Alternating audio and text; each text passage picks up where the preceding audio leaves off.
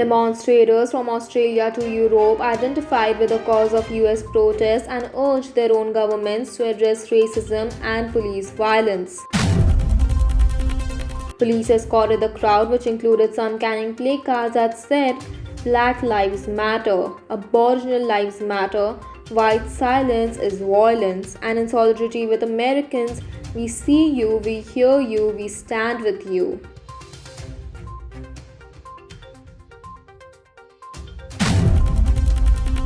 Hong Kong leader Carrie Lam questioned the foreign criticism over an imminent national security law being imposed in the territory.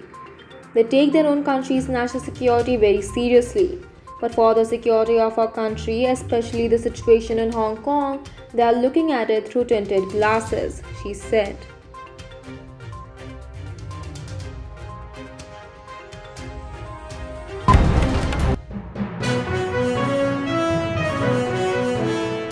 Chief Minister Arvind Kejriwal on Tuesday launched an app named Delhi Corona that will give information to patients about the availability of beds in private and government hospitals. There are many places where coronavirus has spread in a big way. There was shortage of beds, ventilators and ICU leading to a large number of deaths, he said in an online briefing. Only 2,600 people needed to be admitted at hospital out of more than 20,000 patients, he said. If the hospital tells you that you can be treated at home, please listen to them. The government has deployed a team that will be in touch with the patients during home isolation, and if they become serious, it will ensure that they get a bed. नमस्कार। दिल्ली में corona के case बढ़ रहे हैं, मैंने पहले भी बताया था, और लेकिन हमें चिंता करने की, घबराने की इसलिए ज़रूरत नहीं है क्योंकि दिल्ली के अंदर हमने आपके इलाज के लिए सफिशेंट इंतज़ाम किया हुआ है। अगर आपके घर में किसी को कोरोना होता है तो हमने इंतज़ाम किया हुआ है कि उसको अस्पताल में बेड मिलेगा। अगर उसे ऑक्सीजन की ज़रूरत है, हमने इंतज़ाम किया हुआ है कि उसको ऑक्सीजन मिलेगी। अगर उसे वेंटिलेटर की ज़रूरत है, हमने इंतज़ाम किया हुआ उसे वेंटिलेटर मिलेगा। हमने देखा कि देश में, अपने देश में कुछ शहरों में और दुनिया भर में कई ऐसे बड़े बड़े देश हैं जहां कोरोना बहुत ज़्यादा फैल गया। वहां सबसे बड़ी दिक्कत क्या हुई? कोरोना अगर एक बार ही आ जाए तो फैलता तो है, लेकिन दिक्कत ये हुई कि वहाँ पे अगर 8,000 पेशेंट थे, 20,000 मान लीजिए पेशेंट थे, तो बेड उनके पास 8,000 ही थे। बेड की कमी हो गई उनके पास हेल्थ इंफ्रास्ट्रक्चर की कमी हो गई, उनके पास वेंटिलेटर की कमी हो गई, उनके पास आईसीयू की कमी हो गई। इस सब की वजह से वहाँ पे दिक्कतें आने लगी, लोगों को इलाज नहीं मिल पाया और लोगों की मौत बहुत ज़्यादा हो गई। आज उस मामले में दिल्ली, जैसे मैं बार बार बोलता हूँ कि हम कोरोना से 4 कदम आगे हैं, तो दिल्ली में हालांकि कोरोना के केस बढ़ रहे हैं, लेकिन हमने इतना इंतज़ाम किया हुआ है कि अगर आपके घर में कोई बीमार होता है तो उसके लिए बेड का, ऑक्सीजन का, आईसीयू का, सबका इंतज़ाम किया हुआ है। एक तरफ तो मैं कहता हूं कि हमने आपके लिए इंतज़ाम किया हुआ है, बेड की कोई कमी नहीं है। हम कहते हैं कि ऑक्सीजन की कोई कमी नहीं है, वेंटिलेटर की कोई कमी नहीं है, आईसीयू की कोई कमी नहीं है। दूसरी तरफ कई बार लोगों के फ़ोन आते हैं, लोगों के मैसेज आते हैं, जी मैं दर दर भटक रहा हूँ, मेरे को बेड नहीं मिल रहा, मैं इस अस्पताल में गया, फिर इस अस्पताल में गया, फिर इस अस्पताल में गया, मुझे बेड नहीं मिल रहा। तो इन्फॉर्मेशन का गैप है। एक तरफ सरकार ने आपके लिए बेड का इंतज़ाम कर रखा है, जैसे आज की डेट में 6,731 बेड हैं और दिल्ली के अस्पतालों में केवल 2,600 पेशेंट हैं, तो लगभग 4100 बेड खाली पड़े हैं। 4100 बेड आज खाली पड़े हैं। लेकिन जब लोग जा रहे हैं तो उन्हें पता नहीं चलता कि मैं किस अस्पताल में जाऊं, मेरे को किस अस्पताल में बेड मिलेगा, मेरे को किस अस्पताल में ऑक्सीजन मिलेगी, मेरे को किस अस्पताल में वेंटिलेटर मिलेगा। लोगों को आइडिया नहीं है। तो ये इन्फॉर्मेशन गैप है। इस इन्फॉर्मेशन गैप को पूरा करने के लिए हम लोग आज एक ऐप लॉन्च कर रहे हैं। ये ऐप जो है आप लोग डाउनलोड कर लीजिए इस ऐप को, और ये ऐप आपको ये जानकारी देगा कि दिल्ली के किस अस्पताल में अगर आपको प्राइवेट में जाना तो इसमें सारे प्राइवेट अस्पतालों की जानकारी भी है, सरकारी अस्पताल में जाना चाहते हैं सरकारी अस्पताल की जानकारी भी है। ये ऐप आपको बताएगा कि दिल्ली के किस अस्पताल में इस वक्त कितने बेड खाली हैं, कितने बेड भरे हुए हैं। और तो ये एक बारी ऐप देख लेते हैं ये कैसे काम करता है।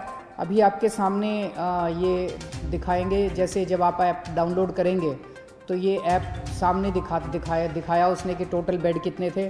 फिर उस पर जब आप क्लिक करते हैं तो ये एक अस्पताल की डिटेल आ रही है, एक अस्पताल के आगे कि कितने बेड खाली हैं, कितने टोटल बेड हैं, कितने बेड भरे हुए हैं। जैसे अभी 6,731 बेड टोटल हैं, उसमें से 2,819 भरे हुए हैं और 3,912 खाली हैं।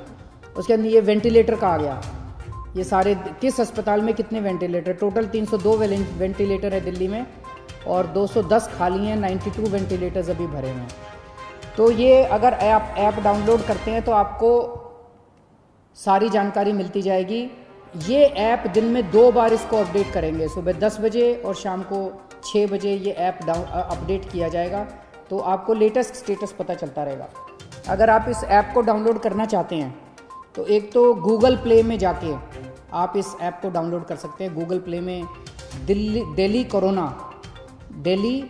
कोरोना इस नाम से आप इसको डाउनलोड कर सकते हैं। दूसरा, आप इसका वेब पेज भी खोल सकते हैं। अगर आपके पास ऐप नहीं है तो इसका एक वेब पेज बनाया गया है, delhifightscorona.in/beds। इसके ऊपर भी आपको ये सारा बेड्स का स्टेटस मिल जाएगा। अगर ये भी नहीं है तो आप 1031 जो हमारी हेल्पलाइन है, 1031 पे फ़ोन करेंगे तो वो आपको पूरा का पूरा जो बेड्स का स्टेटस है वो आपको SMS के ज़रिए भेज देंगे।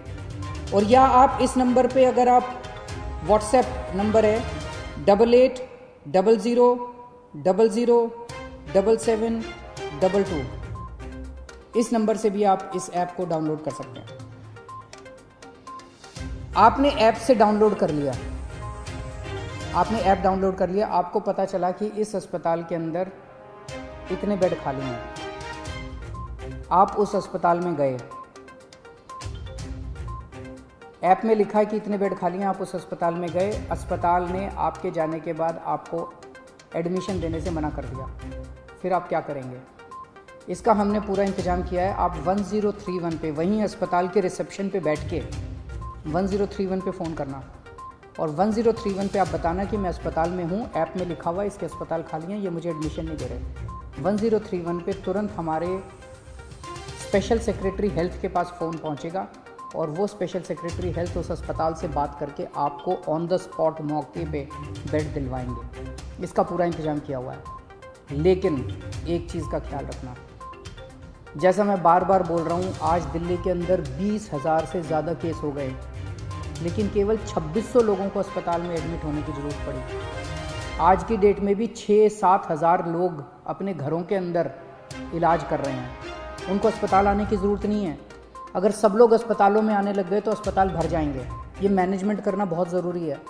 तो अगर कोई अस्पताल एनालिसिस करके, डॉक्टर्स एनालिसिस करके आपको ये कहते हैं कि आपको अस्पताल में एडमिट होने की ज़रूरत नहीं है, आप प्लीज़ घर में जाके, घर में अपना, आप माइल्ड हैं या एसिम्टोमेटिक हैं, घर में इलाज करा लीजिए, उनकी बात मान लीजिएगा। वहाँ पे आप ज़बरदस्ती मत कीजिएगा कि बेड आपको दिया जाए। डॉक्टर्स अगर कहते हैं कि आपकी बीमारी सीवियर नहीं है, आपका घर में इलाज हो सकता है, आप घर में इलाज कर लीजिए। और घर में जब जाएंगे तो चिंता मत करना, हमने एक टीम लगाई है, वो दिन में 2 बार 3 बार आपसे बात करेगी, आपके परिवार वालों से बात करेगी, और अगर आप घर में सीरियस हो जाते हैं तो फिर आपके लिए बेड का इंतज़ाम कर देंगे। तो सब लोग, मुझे लगता है कि ये जो इन्फॉर्मेशन गैप था, जो बहुत बड़ा गैप था, वो ख़त्म हो जाएगा। आपको क्लिक ऑफ द बटन पे पता चल जाएगा कि किस अस्पताल के अंदर कितने बेड हैं।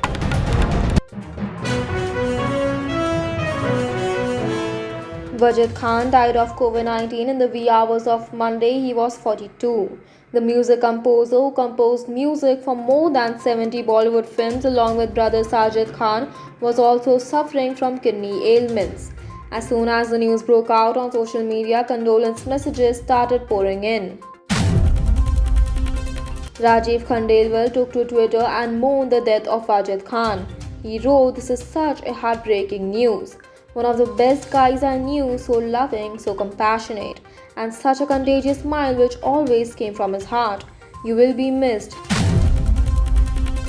Wajid Khan had undergone a kidney transplant a few months back. He was recently admitted to the hospital in Chembur in Mumbai due to health complications and was on the ventilator for the past few days. He breathed his last on Monday, June 1. मित्रों, सबसे पहले आप हमारे channel को subscribe कर लीजिए। Subscribe का button दबाकर और लाइक का बटन प्रेस कर दीजिए ताकि आपको हमारे चैनल के डेली नोटिफिकेशंस और अपडेट्स मिलते रहें।